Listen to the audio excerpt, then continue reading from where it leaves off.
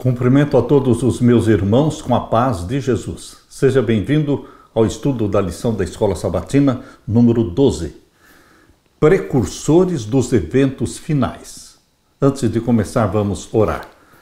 Pai querido que estás nos céus, aqui estamos na Tua presença, buscando a Tua face, buscando a Tua bênção. Derrama sobre mim e os meus irmãos o Espírito Santo neste momento, ao estudarmos a Tua palavra, em nome de Jesus. Amém, Senhor. Precursores dos eventos finais. O verso áureo, porque Deus não nos deu espírito de covardia, mas de poder, de amor e de moderação, 2 Timóteo 1:7. Nesta semana estudaremos outras duas histórias bíblicas que prenunciam os eventos dos últimos dias em detalhes notáveis.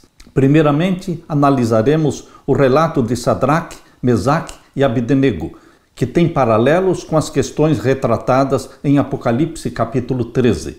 Então, voltaremos ao Novo Testamento, onde descobriremos que a experiência dos primeiros cristãos vai nos ajudar a entender o que esperar antes do retorno de Cristo.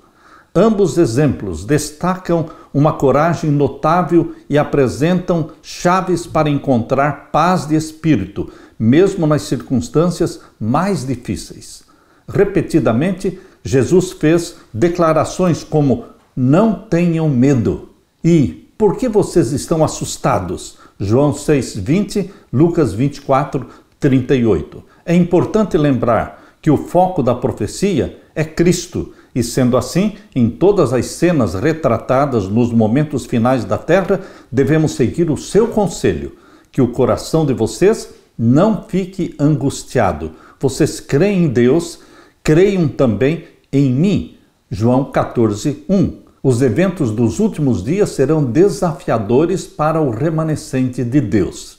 Mas é preciso encarar esses acontecimentos com esperança, porque Jesus está voltando. Aleluia! Na parte de domingo, Daniel 2 e a interpretação historicista. Uma das profecias mais poderosas de toda a Bíblia é o capítulo 2 de Daniel. Escrevendo mais de 500 anos antes de Cristo, o profeta Daniel predisse a história mundial. Em um capítulo da Bíblia está toda a história mundial e a sucessão dos impérios, começando em seu próprio tempo, como sempre a profecia começa no tempo do profeta dali para frente, no tempo do poder reinante dali para frente. Então começou com Babilônia, depois passou para Medo-Pérsia, e então Grécia, Roma e a divisão do Império Romano nas nações da Europa moderna, como existem até hoje. Na verdade, referindo-se às nações europeias, a profecia diz que procurariam se misturar por meio de casamentos, mas não se ligariam um ao outro, assim como o ferro não se mistura com o barro. Daniel 2:43. Essa profecia foi cumprida de maneira notável, apesar de todos os tipos de casamentos entre as pessoas dessas nações, de príncipes a plebeus, elas permanecem divididas. Por exemplo, a monarquia britânica é chamada de Casa de Windsor, um belo nome tipicamente inglês. No entanto, esse termo é relativamente recente. Originou-se no ano de 1917. Antes disso, a família real britânica era chamada de Casa de Saxe, Coburgo, Gotha, um nome claramente alemão, porque muitos da realeza britânica, tentando se misturar por meio de casamentos, eram parentes de sangue dos alemães. No entanto, esses laços de sangue não foram suficientes para mantê-los longe da guerra, e então, durante a Primeira Guerra Mundial, querendo se dissociar de seus odiados inimigos, eles mudaram o nome para Casa de Windsor. Abra sua Bíblia agora e vamos ler Daniel capítulo 2. Daniel capítulo 2, os versos 31 a 45. Aqui diz: Tu, ó rei, estavas vendo, e eis aqui uma grande estátua. O sonho que Deus deu para Nabucodonosor, uma grande estátua. Ninguém podia interpretar o sonho, pois Nabucodonosor chamou todos os magos, os astrólogos, os encantadores e os caldeus, os sábios de Babilônia, mas ninguém conseguia dizer ao rei qual era o sonho que ele tinha tido, e nem mesmo a interpretação. Finalmente, Deus colocou na frente de Nabucodonosor Daniel. Como lemos em Daniel capítulo 2, verso 16, e Daniel entrou e pediu ao rei que lhe desse tempo para que pudesse dar a interpretação. Então Daniel foi para casa e fez saber o caso a Ananias, Misael e Azarias, seus companheiros, para que pedissem misericórdia ao Deus do céu sobre este segredo, a fim de que Daniel e os seus companheiros não perecessem com o resto dos sábios de Babilônia. Então foi revelado o segredo a Daniel, numa visão de noite. Então Daniel louvou o Deus do céu. Deus revelou para Daniel qual tinha sido o sonho de Nabucodonosor. E Deus deu para Daniel também a interpretação. Por isso nós lemos aqui no capítulo 2, verso 31. Tu, ó rei, estavas vendo, e eis aqui uma grande estátua. Esta estátua, que era grande, cujo esplendor era excelente, estava em pé diante de ti, e a sua vista era terrível. A cabeça daquela estátua era de ouro fino, e o seu peito e os seus braços de prata, o seu ventre e as suas coxas de cobre, as pernas de ferro, os seus pés em parte de ferro e em parte de barro. Estavas vendo isto quando uma pedra cortada sem mão, a qual feriu a estátua nos pés de ferro e de barro e os esmiuçou. Então foi juntamente esmiuçado o ferro, o barro, o cobre, a prata e o ouro, os quais se fizeram como a pragana das eiras no estio, e o vento os levou, e não se achou lugar algum para eles, mas a pedra que feriu a estátua se fez um grande monte, e encheu toda a terra. Este é o sonho. Também a interpretação dele diremos na presença do rei. Verso 37. Tu, ó rei, és rei de reis, pois o Deus do céu te tem dado o reino, o poder e a força e a majestade. E onde quer que habitem filhos de homens, animais do campo e aves do céu, ele tos entregou na tua mão e fez que dominasses sobre todos eles. Tu és a cabeça de ouro. Deus revelou para Daniel que a cabeça de ouro representava Babilônia, Nabucodonosor, o rei que teve o sonho. E agora o verso 39. E depois de ti se levantará outro reino inferior ao teu. Deus mostrou neste sonho a Nabucodonosor que, embora ele fosse um império poderoso representado pelo ouro, não seria um reino eterno, não duraria para sempre, que depois dele viria um outro inferior, representado pelo peito de prata. Assim como a prata é inferior ao ouro, o império que viria depois da Babilônia seria inferior também. A Medo-Pérsia está aqui representada na profecia por este segundo império que viria depois de Babilônia, no verso 39, e depois de ti se levantará outro reino inferior ao teu, neste caso, Medo-Pérsia, e um terceiro reino de metal, representado pelo ventre e pelas coxas de cobre. Queridos, aqui está a representação da Grécia. Babilônia, Medo-Pérsia, então veio a Grécia, o terceiro reino de metal, o qual terá domínio sobre toda a terra. Verso 40. E o quarto reino será forte como o ferro. Aqui está o império que veio depois da Grécia, o Império Romano, simbolizado aqui pelo ferro. O quarto reino será forte como o ferro, pois como o ferro esmiuça e quebra tudo, como o ferro quebra todas as coisas, ele esmiuçará e quebrantará. E quanto ao que viste dos pés e dos dedos em parte de barro, de oleiro e em parte de ferro, isso será um reino dividido. Contudo, haverá nele alguma coisa da firmeza do ferro, pois que viste o ferro misturado com o barro de lodo. E como os dedos dos pés eram em parte de ferro e em parte de barro, assim por uma parte o reino será forte e por outra será frágil. Aqui está falando do quarto império, o Império Romano. Verso 43. Quanto ao que viste do ferro misturado com o barro de lodo, misturar-se-ão com semente humana, mas não se ligarão um ao outro, assim como o ferro não se mistura com o barro. Mas nos dias destes reis, o Deus do céu levantará um reino que não será jamais destruído, e este reino não passará a outro povo, esmiuçará e consumirá todos estes reinos e será estabelecido para sempre. Deus mostrou que o quarto império se dividiria nos 10 dedos representados ali na estátua. Queridos, o Império Romano em 476 d.C. deixou de existir e surgiram as 10 nações da Europa. Os francos, que hoje é a França, se independeram no ano 351 d.C. Os alemães também, que são os alemães, se independeram em 351. Em 406 foram os burgúndios, que hoje é a Suíça. E então no ano 406 os suevos, que hoje é Portugal. E em 406 ainda os vândalos da África. Em 408, os visigodos, que são a Espanha. Em 449, os saxões, que é a Inglaterra. Em 453, os lombardos, que é a Itália.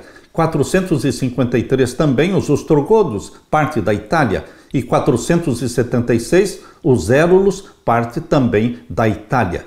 Destes 10 reinos, dessas 10 tribos que surgiram do Império Romano, 3 delas foram destruídas. Os vândalos, os érulos e os ostrogodos não mais existem, permaneceram 7.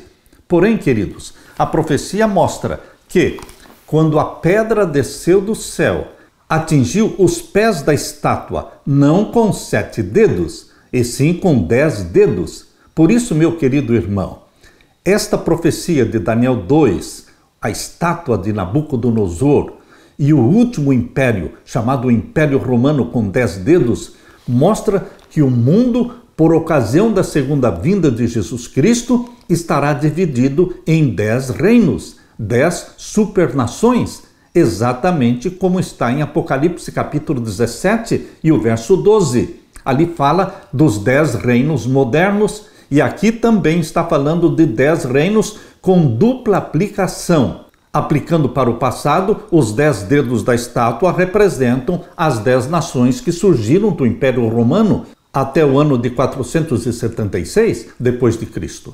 Mas, queridos, os dedos da estátua não têm uma relação somente com os pés e com a perna de ferro. Os dedos da estátua também são tocados pela pedra. Sendo que os dedos da estátua são tocados pela pedra que vai cair do céu, representando a segunda vinda de Jesus, então, forçosamente, existe uma aplicação futura para os 10 dedos da estátua.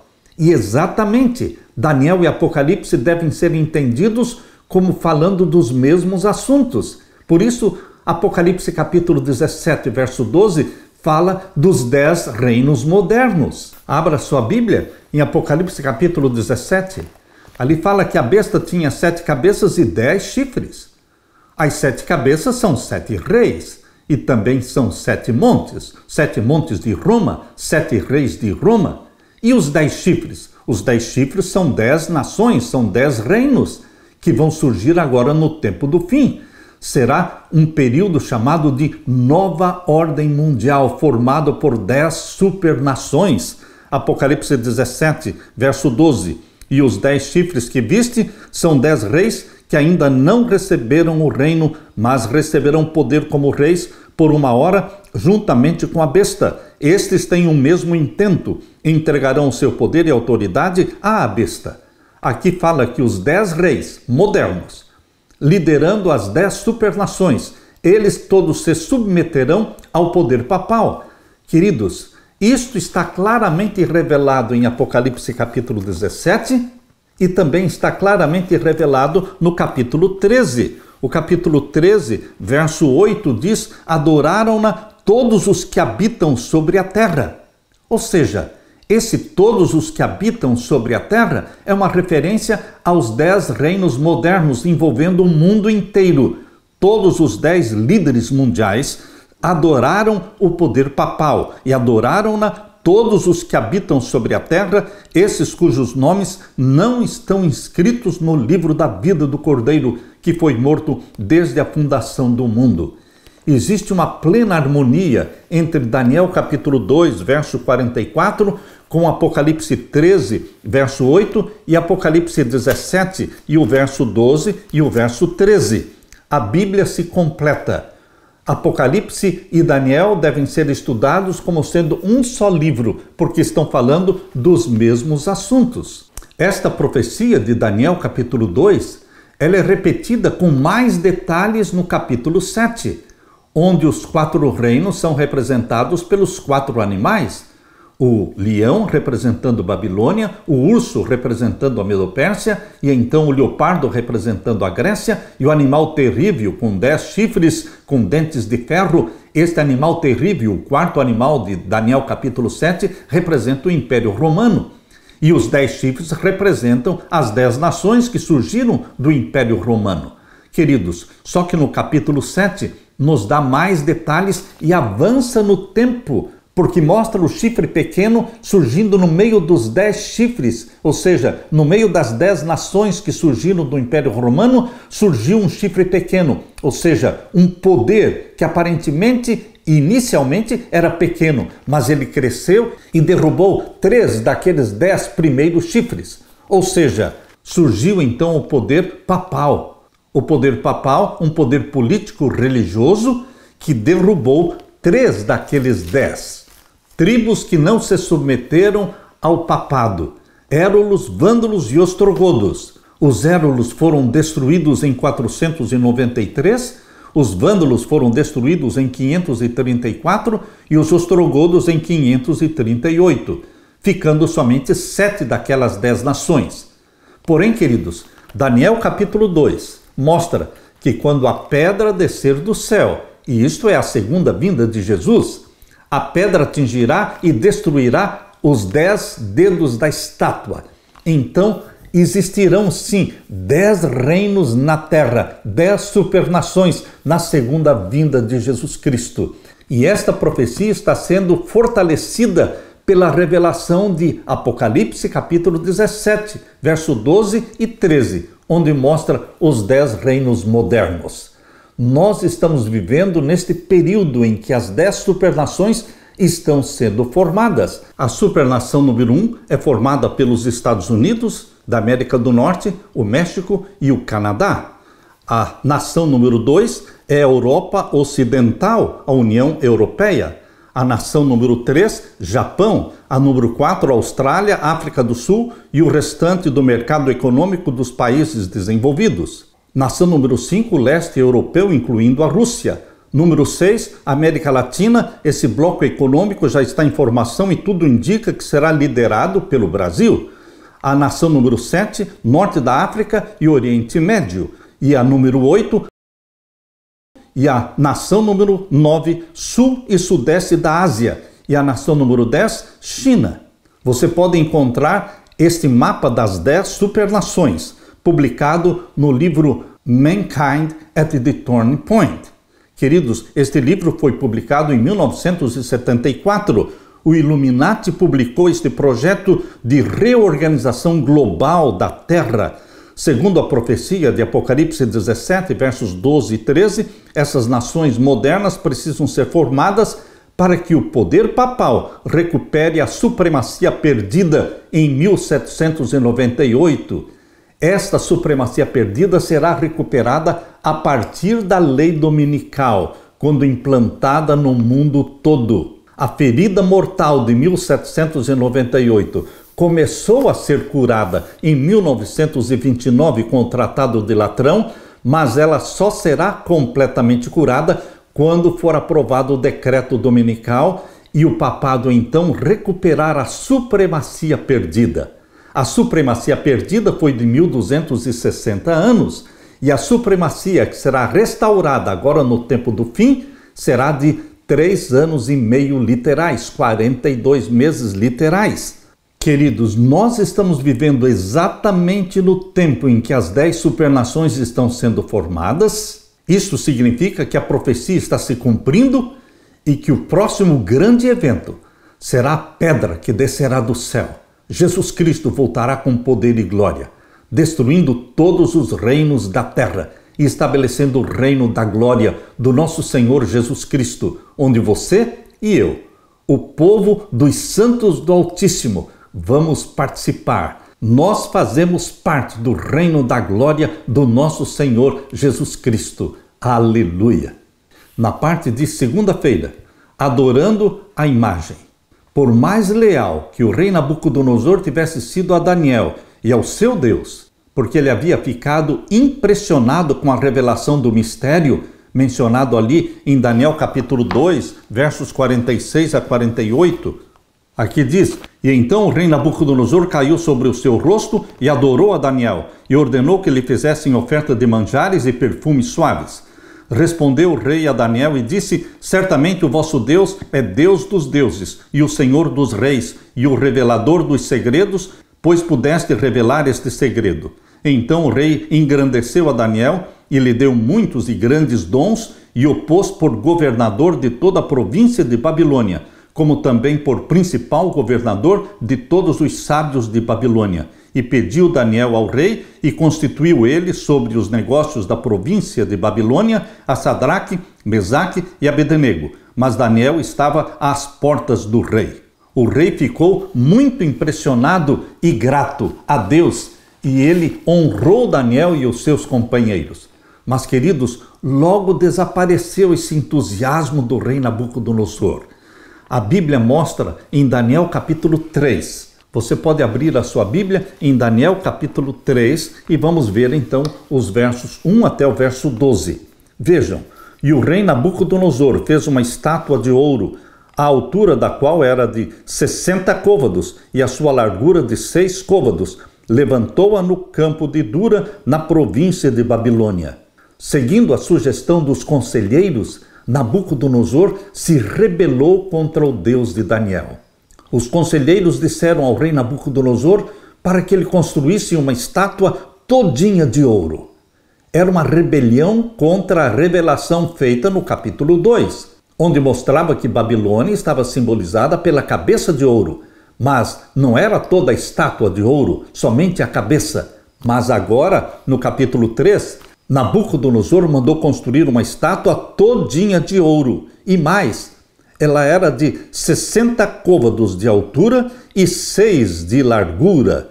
Queridos, estes números usados aqui de 60 de altura por 6 de largura representa uma rebelião contra Deus, porque o número 6 é o número do homem que se rebela contra Deus. Satanás tentava frustrar o propósito divino. Intencionalmente, Nabucodonosor mandou construir então essa estátua de 60 côvados de altura e 6 de largura. Essas medidas foram escolhidas intencionalmente.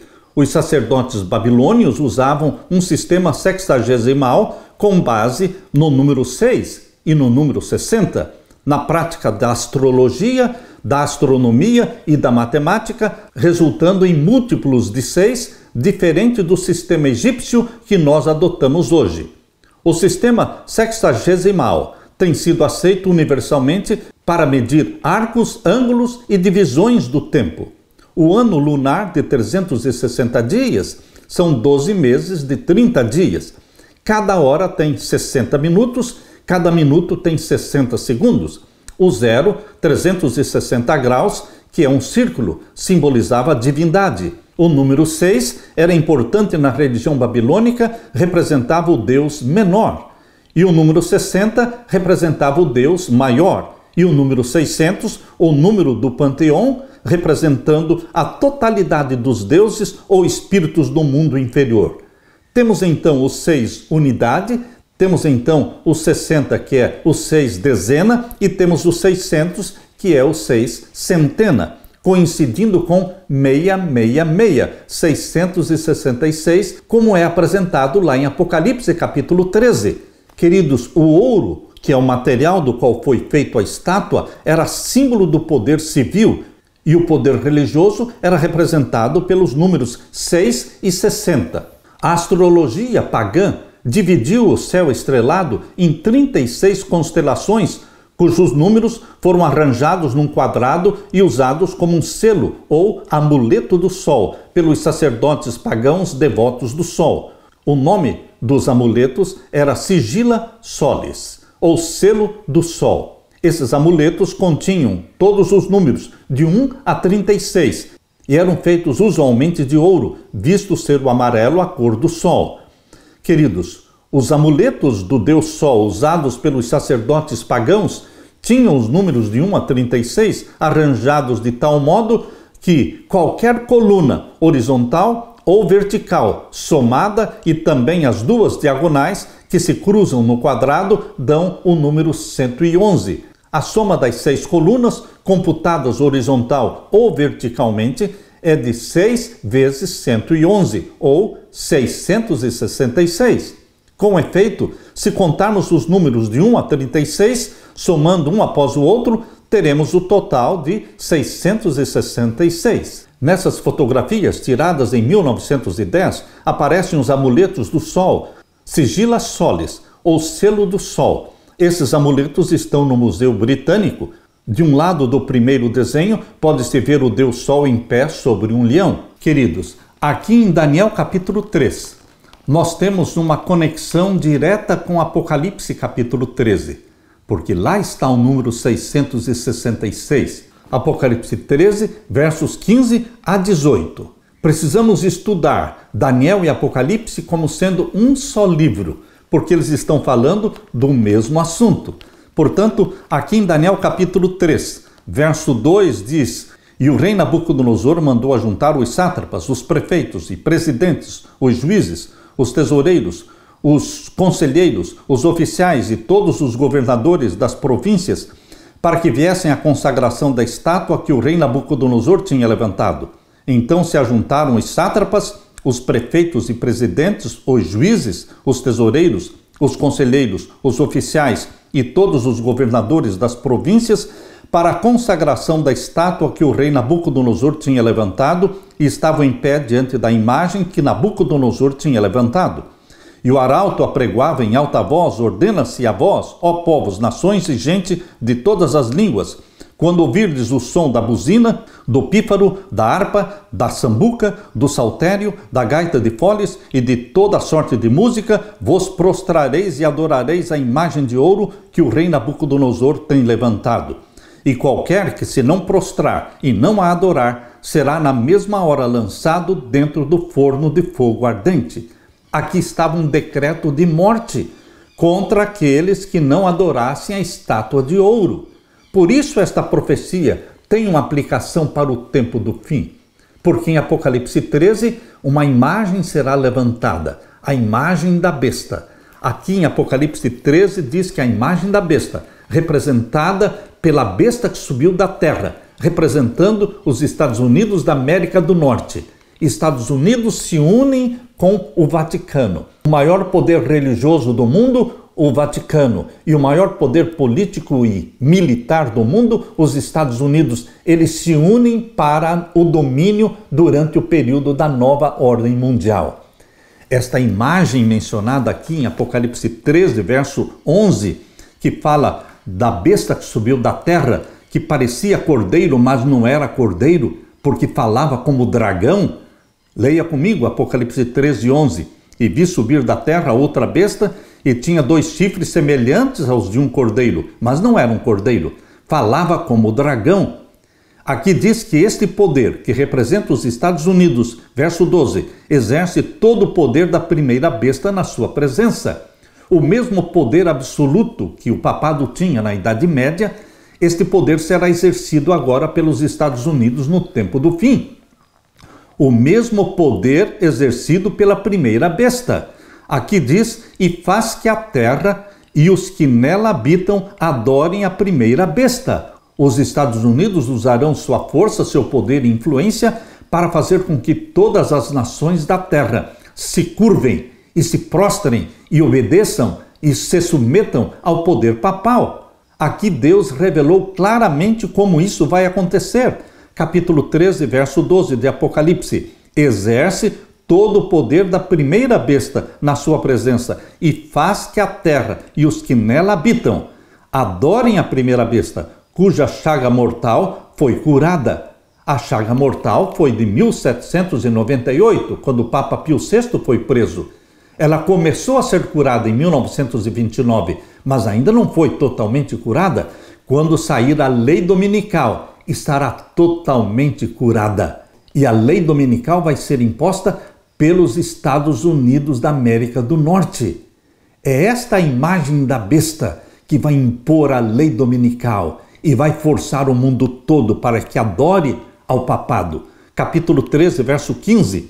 E foi-lhe concedido que desse espírito à imagem da besta, aos Estados Unidos, para que também a imagem da besta falasse com poder, como está falando hoje, e fizesse que fossem mortos, um decreto de morte, e fizesse que fossem mortos todos os que não adorassem a imagem da besta. Haverá um decreto, primeiramente, um decreto dominical, e depois seguido por um decreto de morte.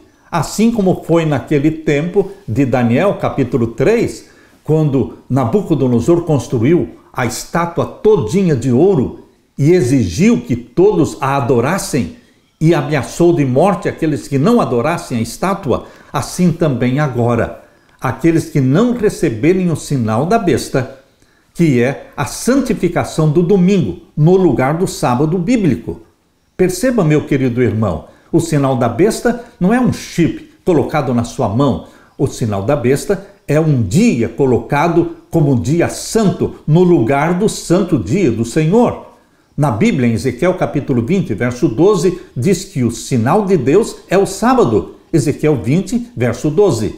E agora o papado coloca um dia para ser observado como dia santo no lugar do sábado de Deus.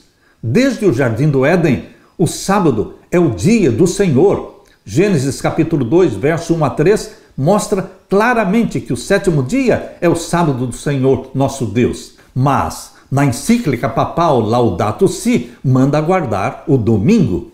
E agora existe uma movimentação mundial em todos os países para que se observe os mandamentos de Deus. Porém, esta ênfase na observância, na obediência aos mandamentos de Deus, ela é muito sutil, porque eles não vão guardar o sétimo dia da semana. A ênfase é na guarda do domingo, que se torna o sinal da besta, um sinal colocado no lugar do sinal de Deus. Meu querido irmão, você que ama Jesus Cristo, você que guarda os mandamentos de Jesus, você será perseguido, mas você será amparado por Deus. Aqui diz no capítulo 13, verso 15, e foi-lhe concedido que desse espírito à imagem da besta, para que também a imagem da besta falasse e fizesse que fossem mortos todos os que não adorassem a imagem da besta.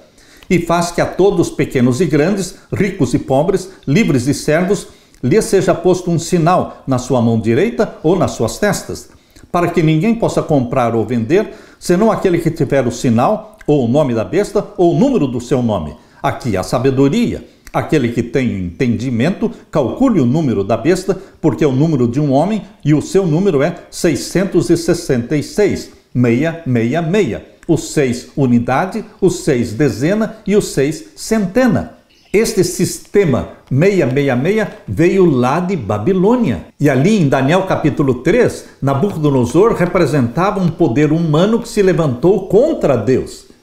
E agora aqui, em Apocalipse 13, mostra um poder humano que se levanta contra Deus e impõe o sinal da besta, exigindo que todas as nações da terra, todos os habitantes da terra, se curvem, se prostrem e adorem o poder papal, cumprindo a profecia de Apocalipse 13, verso 8, e adoraram-na todos os que habitam sobre a terra. Meu querido irmão, você e eu estamos vivendo exatamente neste tempo em que o sinal da besta será implantado, tempo em que a lei dominical será aprovada no mundo todo, tempo em que as 10 nações, as 10 supernações serão formadas e então o papado terá domínio sobre os 10 líderes mundiais. Mas lembre-se, assim como Deus amparou e protegeu os seus servos lá no tempo de Babilônia, em Daniel capítulo 3, Deus os salvou, Deus os libertou da fornalha de fogo ardente. Assim Deus também guardará e protegerá o seu remanescente fiel nestes últimos dias. Acredite nisso, regozije-se em Jesus Cristo, aquele que é o vencedor de todas as batalhas. Aleluia! Na parte de terça-feira, adorando a imagem novamente, a história vai se repetir, meu querido irmão, minha querida irmã.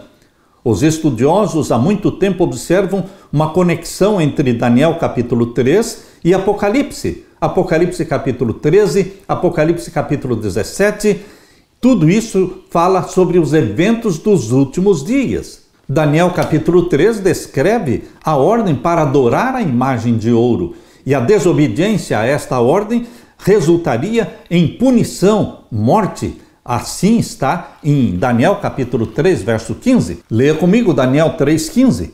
Agora, pois, se estáis prontos, quando ouvirdes o som da buzina, do pífaro, da guitarra, da harpa, do saltério e da gaita de foles e de toda a sorte de música, para vos prostrardes e adorardes a estátua que fiz, bom é.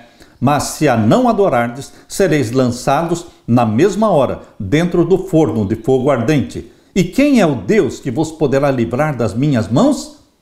Veja a audácia de Nabucodonosor, a pergunta desafiadora que ele fez. E quem é o Deus que vos poderá livrar das minhas mãos? Queridos, da mesma forma, agora no tempo do fim, quando o mundo todo estiver obedecendo às leis papais, e a lei papal manda guardar o domingo no lugar do sábado, como ficarão aqueles que guardam o sábado? Esta mesma pergunta desafiadora estará sendo feita novamente pela imagem da besta e pela besta papal. Esses dois poderes de Apocalipse 13, eles desafiam Deus. Por isso, o número que os representa é 666, porque desafiam a Deus. E a pergunta que Nabucodonosor fez é a mesma pergunta que estes poderes farão agora no tempo do fim. E quem é o Deus que vos poderá livrar das minhas mãos? O nosso Deus é o mesmo Deus de Sadraque, Mesaque e Abednego, o Criador dos céus e da terra. Jesus Cristo, o Rei dos reis, o Senhor dos senhores, o grande e vitorioso. Ele nos protegerá. Vejam a resposta que os três amigos de Daniel deram. Capítulo 3, verso 16 de Daniel. Responderam Sadraque, Mesaque e Abednego e disseram ao rei Nabucodonosor: não necessitamos de te responder sobre este negócio. Eis que o nosso Deus, a quem nós servimos, é que nos pode livrar. Ele pode nos livrar. Ele nos livrará do forno de fogo ardente e da tua mão, ó rei. E se não, ou seja, se Deus não nos livrar, fique sabendo, ó rei, que não serviremos aos teus deuses, nem adoraremos a estátua de ouro que levantaste. Veja a resposta ousada, veja a resposta firme, com certeza de fé que estes jovens hebreus deram. O Deus a quem nós servimos, ele nos livrará. E se ele não nos livrar, mesmo assim fique sabendo, o rei, que nós não vamos adorar a estátua de ouro que o Senhor levantou. Meu querido irmão, é esta firmeza de fé, é esta fortaleza de fé que você e eu precisamos ter agora no tempo do fim, porque a história vai se repetir. Por isso essa profecia de Daniel capítulo 3 precisa ser conectada com Apocalipse 13, com Apocalipse 17. Queridos, que contraste o Apocalipse apresenta entre os mandamentos de Deus e os mandamentos humanos. Apocalipse 13, versos 15 até o verso 18, mostra o desafio deste poder representado pelo 666. É o poder papal, é o número de um homem. O título mais conhecido e mais usado pelo poder papal é Vicarius Filii Dei. E esse título, Vicarius Filii Dei, se nós somarmos os algarismos romanos deste título, nós vamos obter o número 666. Vicarius Filii Dei significa substituto do Filho de Deus. Queridos, aquele que se proclama Deus na terra é um poder não de Deus, mas é um poder que está contra Deus, querendo parecer Deus, se assentando no trono como se fosse Deus, exigindo adoração como se fosse Deus, tentando mudar a lei de Deus, estabelecendo o domingo no lugar do sábado, reivindicando a autoridade de perdoar pecados. Queridos, assim como Jesus Cristo teve um ministério de 3 anos e meio na terra, agora o anticristo, representado pelo número 666, também terá uma supremacia, um domínio mundial de 3 anos e meio. aqui apresentados em Apocalipse 13, verso 5, como 42 meses. Os 42 meses podem ser aplicados para o passado, para a supremacia papal da Idade Média, mas os 42 meses têm também uma aplicação direta ao tempo do fim, para a última supremacia papal, de 3 anos e meio literais. A história vai se repetir, meu querido irmão. E a terceira mensagem angélica que Deus está pedindo para você pregar, essa terceira mensagem angélica, abra sua Bíblia em Apocalipse 14 e o verso 9. E seguiu-os o terceiro anjo dizendo com grande voz: se alguém adorar a besta, o poder papal, e a sua imagem, os Estados Unidos da América do Norte, de onde vai sair o decreto dominical, e receber o sinal na sua testa, ou seja, a santificação do domingo, ou na sua mão, eles vão usar algum sistema de controle da população. Queridos, o sinal da besta não é um chip, mas o chip, ou a moeda digital, este sistema será usado para controlar as pessoas. Mas não confundam o chip com o sinal da besta. O sinal da besta é um sinal colocado no lugar do sinal de Deus. O sinal de Deus é um dia da semana, é o Santo Sábado, e o sinal da besta também é um dia da semana, é o primeiro dia da semana. Queridos, aqui diz: se alguém adorar a besta e a sua imagem e receber o sinal na sua testa ou na sua mão, também o tal beberá do vinho da ira de Deus que se deitou, não misturado, no cálice da sua ira, e será atormentado com fogo e enxofre diante dos santos anjos e diante do Cordeiro. Aqui está a advertência de Deus. A história vai se repetir. Houve um decreto de morte no passado, haverá um decreto de morte agora nos nossos dias. Mas o povo de Deus, representado pelo remanescente fiel, aqui de Apocalipse capítulo 14, verso 12, este povo pregará esta mensagem a alto e bom som. No mundo todo, esta mensagem será proclamada por aqueles que são descritos aqui no verso 12. Aqui está a paciência dos santos. Aqui estão os que guardam os mandamentos de Deus e a fé de Jesus. Você faz parte deste remanescente fiel, meu querido irmão, e você será protegido, amparado por Deus, assim como Deus protegeu e amparou a Sadraque, Mesaque e Abednego. Eles foram lançados na fornalha de fogo ardente, mas não foram queimados, não foram mortos. Eles foram retirados vivos da fornalha de fogo ardente e o nome de Deus foi exaltado. Deus é honrado pela fidelidade dos seus fiéis remanescentes dos últimos dias. Você está sendo convidado para fazer parte deste fiel remanescente. Aleluia! Na parte de quarta-feira, perseguição à Igreja Apostólica. O Antigo e o Novo Testamento apresentam antecedentes dos eventos finais. A vida não era fácil para os cristãos no primeiro século. Foram odiados pelos compatriotas judeus que os viam como ameaça à fé de Moisés e enfrentaram também a ira dos romanos. Os poderes da terra e do mal se mobilizaram contra Cristo na pessoa dos seus seguidores. O paganismo previa que se o evangelho triunfasse, seus templos, seus altares desapareceriam. Então, os pagãos convocaram suas forças para destruir o cristianismo. Acenderam-se as fogueiras da perseguição. Grande conflito, página 30. Meu querido irmão, com certeza a história vai se repetir. Uma história do livro de Atos mostra de forma bastante poderosa o que o povo de Deus pode esperar agora para os últimos dias, quando o Apocalipse 13 vai se cumprir. Abra sua Bíblia em Atos capítulo 12, vamos ver então os versos 1 a 17. E por aquele mesmo tempo o rei Herodes estendeu as mãos sobre alguns da igreja para os maltratar, e matou a espada a Tiago, irmão de João. E vendo que isso agradara aos judeus, continuou mandando prender também a Pedro. E eram os dias dos asmos, dia dos pães asmos. E havendo-o prendido, o encerrou na prisão, entregando-o a 4 quaternos de soldados para que o guardassem, querendo apresentá-lo ao povo depois da Páscoa. Pedro, pois, era guardado na prisão, mas a igreja fazia contínua oração por ele a Deus.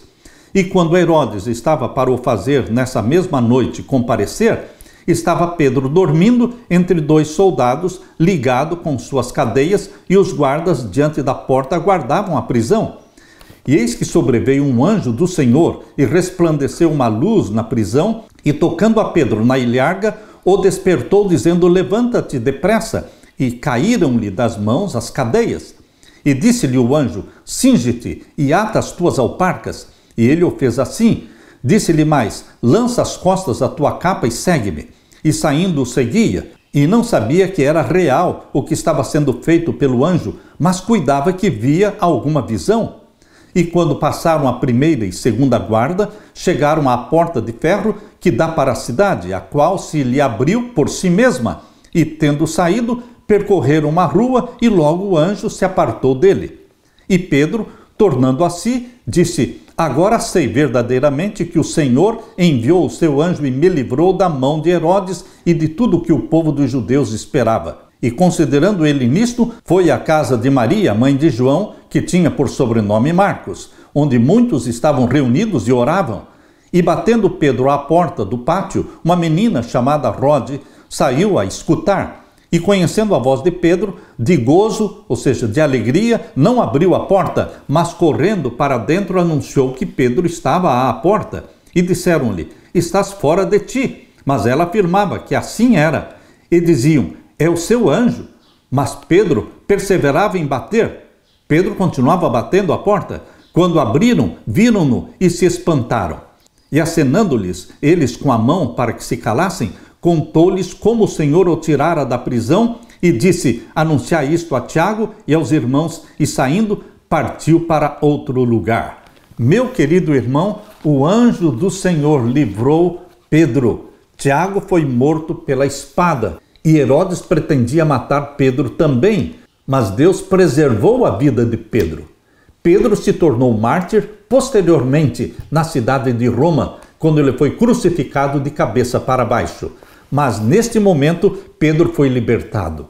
Meu querido irmão, a uns Deus liberta, a outros Deus permite que morram como mártires. Isso não depende de mim e de você. Isto está nas mãos de Deus. Nossa vida é de Deus, para ser usada, para morrermos como mártires ou para testemunharmos em vida a favor de Jesus Cristo.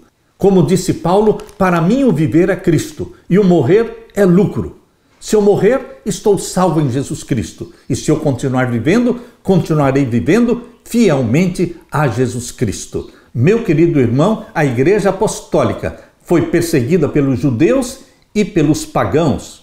À medida que nos aproximamos do fim dos tempos, isso também acontecerá. A história vai se repetir. Nós não sabemos a quem Deus vai livrar e a quem Deus permitirá que morra como mártir.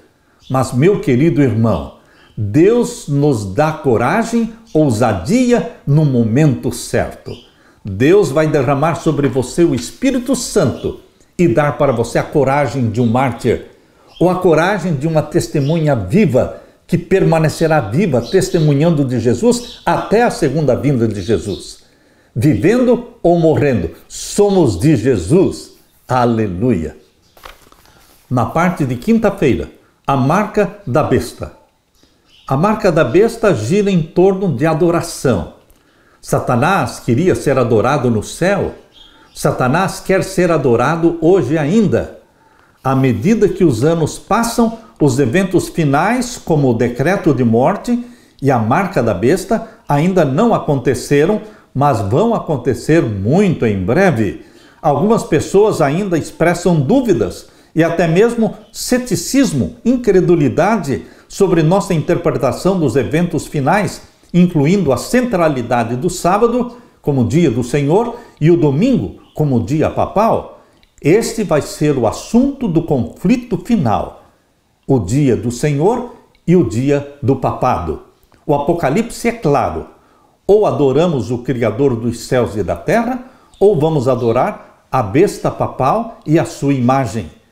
Não deveria nos surpreender que, em uma questão que gira em torno da adoração ao Criador, o sábado seja o ponto central. Por quê? Uma vez que este é o sinal fundamental de que Deus é o Criador, que deu origem a esse dia de guarda lá no Jardim do Éden. Abra sua Bíblia agora e leia comigo Gênesis capítulo 2 e o verso 1 até o verso 3.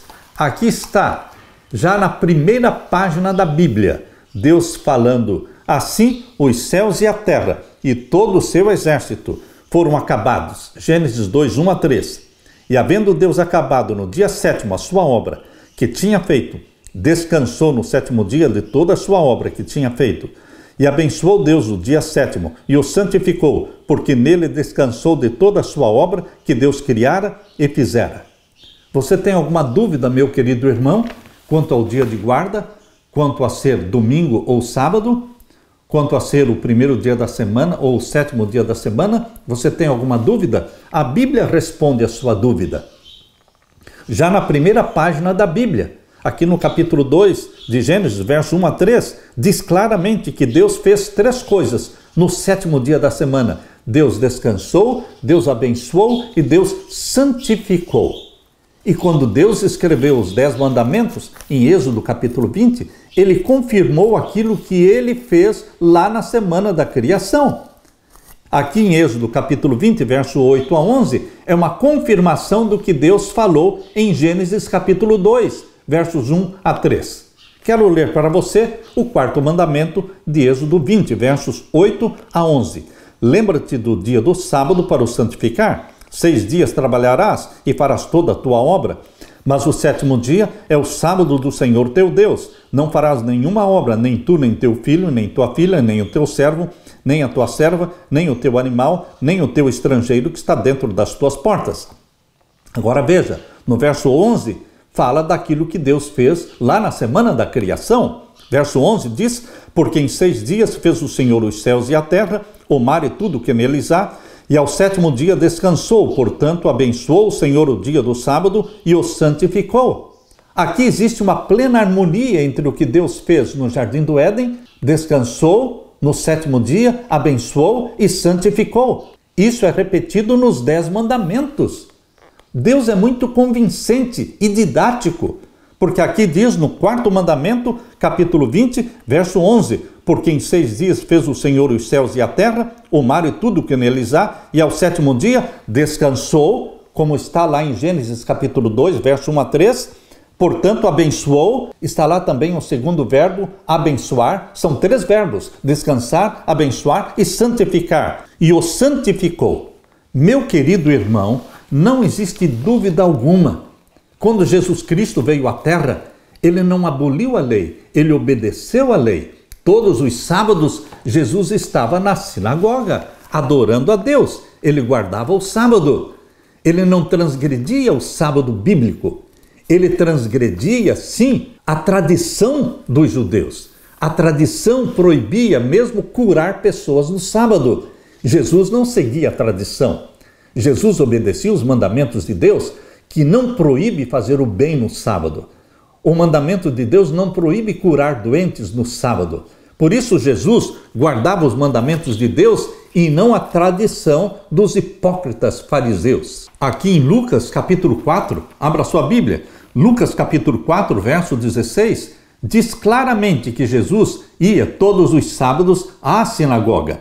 Não somente porque ele era judeu, mas Jesus Cristo obedecia os mandamentos de Deus porque ele era filho de Deus. Assim você também, filho e filha de Deus, deve obedecer os mandamentos de Deus. O Espírito Santo implanta em você a mesma mente obediente de Jesus Cristo. Aqui diz em Lucas 4, verso 16.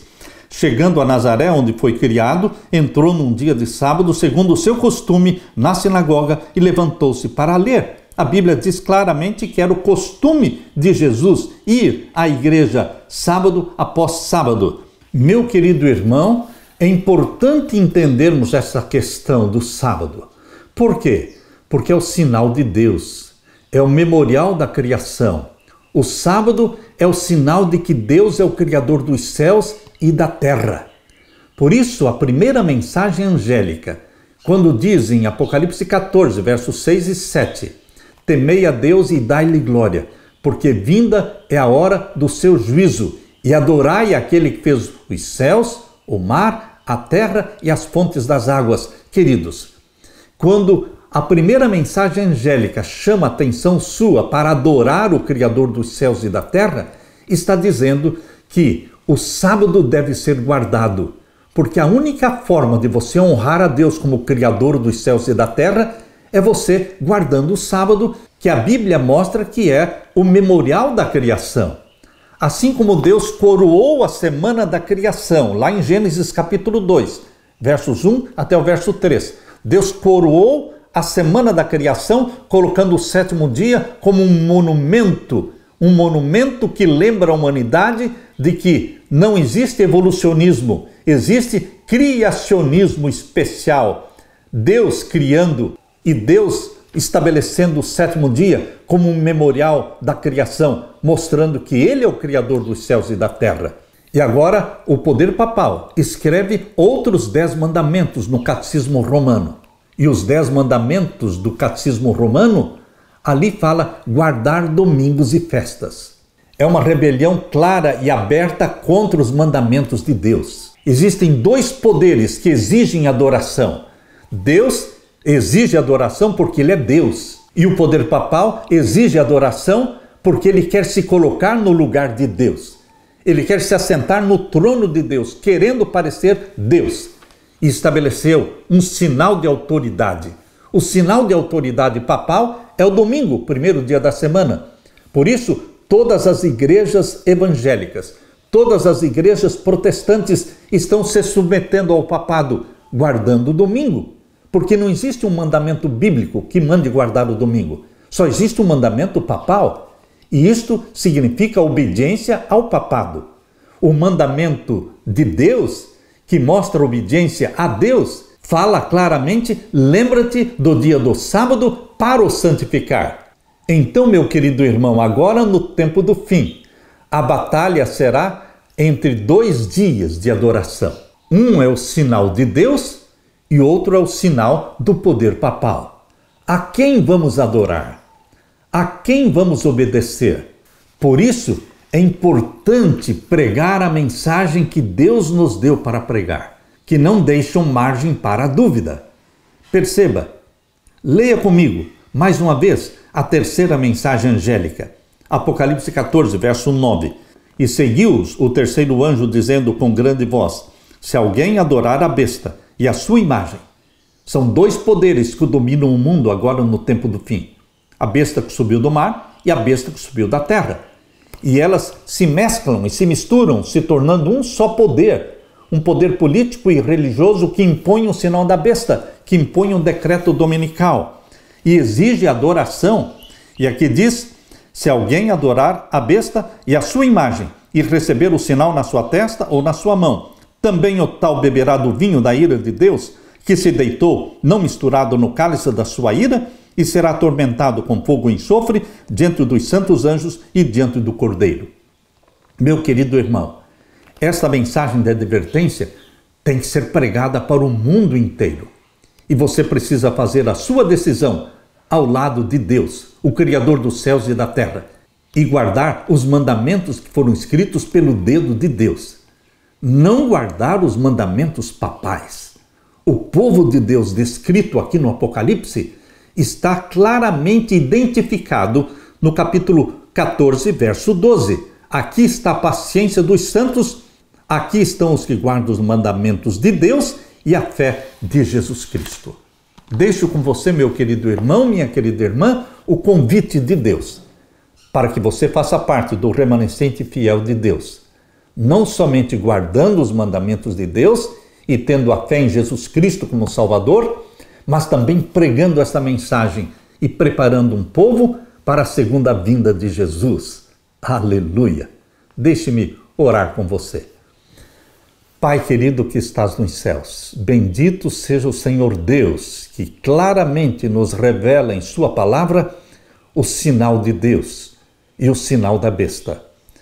Só o Senhor pode ser adorado, Criador dos céus e da terra, porque o Senhor é Deus, o Deus de Israel, o Deus de Abraão, de Isaque e de Jacó. Tu és o nosso Deus.